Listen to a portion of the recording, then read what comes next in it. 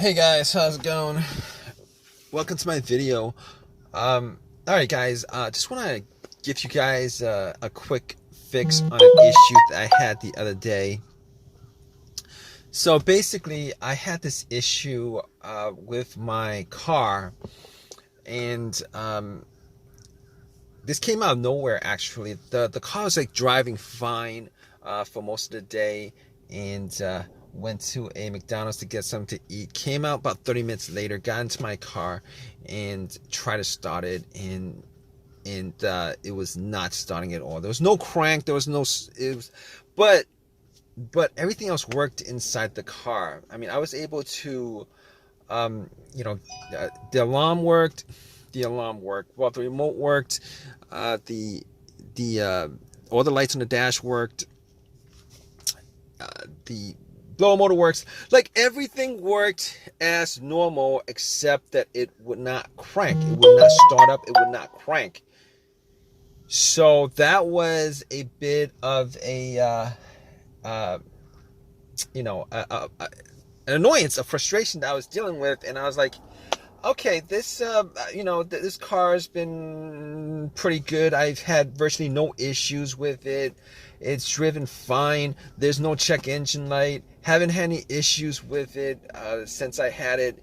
And all of a sudden, this came up where, you know, out of nowhere, out of the blue, it just would not start up. So I was a bit annoyed by it, but I had to solve the issue. So what I did was I turned on my headlights and went out just to see how bright the headlights were, because I wanted to gauge how much charge was in the battery. Maybe the battery had you know, maybe I need to change the battery or something. But the headlights were like super bright. So at that point, I was like, maybe it's not the battery, because I mean, for headlights to be that bright, there should be enough charge in the battery for me to do a slow crank. I should be hearing like some kind of crank, some kind of slow crank, but did not get any of that. So that had me scratching my head. I went back into my car, and pretty much what I did was, I was thinking that it could possibly be the brake switch. So what I did was, I have this little, it's called like, it's called a brake lock, where, you know, it locks the brake, but it's like for security reason. But I use that to push the brakes, and then went out to see whether the brake lights were working, and the brake lights were working just fine. So I knew that it wasn't the brake switch that was the issue, which I kind of thought it was, but it wasn't.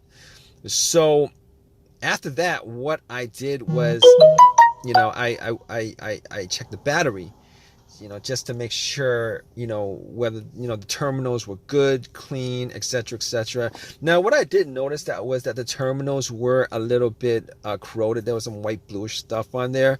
So I had my Coke that I got from McDonald's, poured the Coke on the terminals, and had some napkins to clean it up.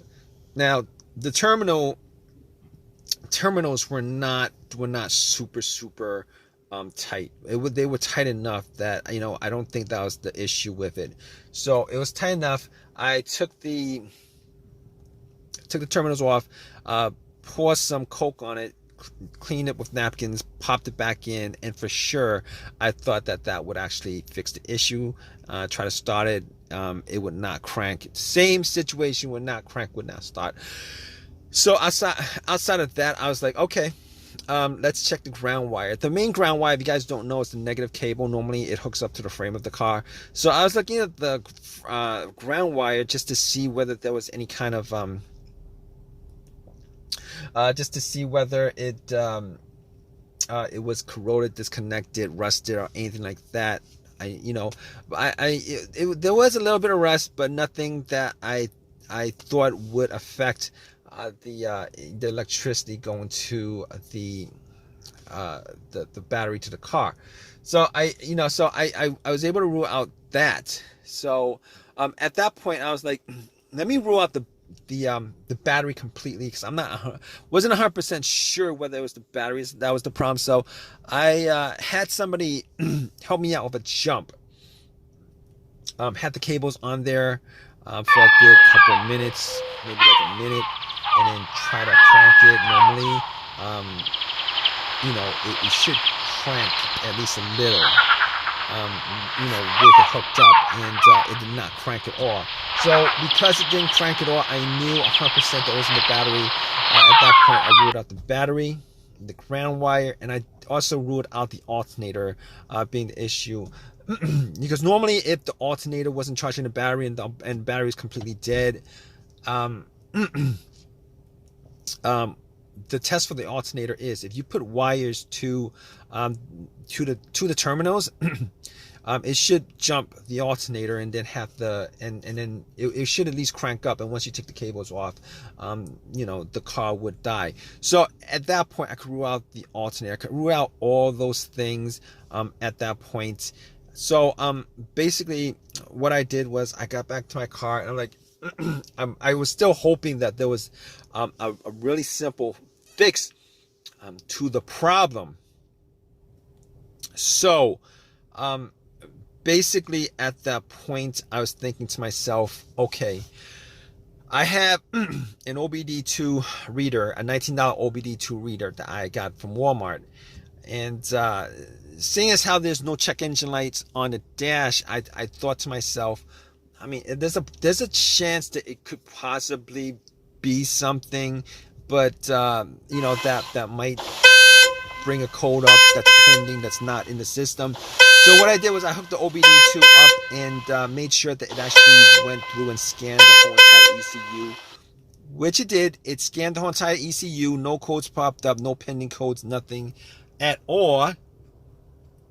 And at that point, I was ruling, as many things out as I could. And at that point, I ruled that out. Okay. So, after that, I was thinking to myself, there's a couple other things it could be. It could be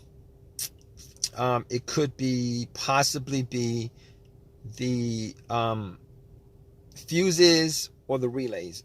All right. So I got to the box where the fuses and relays are and checked out all the fuses just to make sure that there were no blown fuses or anything like that.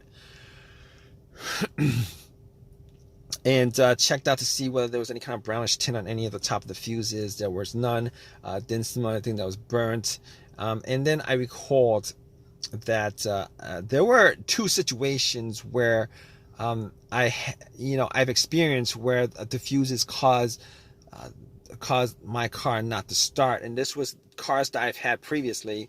One of those situations was, the car that I had, there was no power at all to the car, nothing was on, etc., etc. And in that situation, it turned out to be the main fuse that was blown. It was the main fuse that was blown. But once I swapped that out, it actually fixed everything.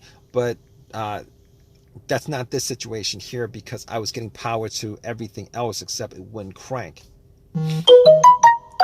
Except it wouldn't crank. It wouldn't start, it wouldn't crank. So that wasn't the situation. The other situation where where there was a fuse issue that caused no start was the car would crank, but it wouldn't turn over. It would crank, but it wouldn't turn over, and that fuse turned out to be either the CPU, the fuse to the CPU, or the fuse to the fuel pump. Now that unfortunately wasn't the quick fix for this car, because there's no cranking. This car is not cranking. It's not cranking at all. So that wasn't the problem. At that point, I was thinking to myself, all right, we've eliminated a lot of things. Let's go with the next most obvious thing, which is the relays. And I actually thought it may have been a relay that would be causing the issue. So basically what I did was I swapped out one of the relays for the other relay and try to start the car up. And unfortunately, it wasn't an easy fix because it didn't start up. It was the same situation. It would not crank, would not start. And at that point, I knew that it wasn't the relay that was the cause of this issue. So basically, at that point, I thought to myself, okay, it was probably a couple of things. Could be the key fob or the starter. Now, I didn't think it was the starter because had the starter changed up about a year and a half ago. Kind of pretty much had the same, all the same symptoms that I had with this situation, but seeing as how the starter was a year and a half ago that was changed out, and probably put in maybe like 15,000 miles on the car. It wasn't the first thing that popped up, and it wasn't the second thing that popped up. It was, so I pretty much eliminated to the starter, had the car towed back to my house, and once I got there, I redid all the I pretty much redid all the went through everything, the fuses, the relays again, double check the battery, charged it up overnight, etc., etc. None of that was the issue. So at that point, I thought it was, it was probably the starter. So I got to the starter and did a direct jolt to it, where I actually put the positive of the battery, got another wire, put a positive of the battery to the, and try to jump the starter, and the starter was completely dead, would not jump. At that point, I knew like 99% was the starter. Took it out, went to AutoZone, had them tested it, and it was definitely the starter that was the problem. And because the starter was warranted had a lifetime warranty on it, got another free starter, popped it in, and it worked.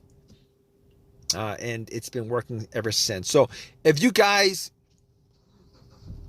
are stuck in this situation where you guys are looking for a fix for it, there's a good chance that probably one of the things that I went through in this video could possibly fix your situation. Hopefully it's not the starter where you're stranded until you get the starter changed up.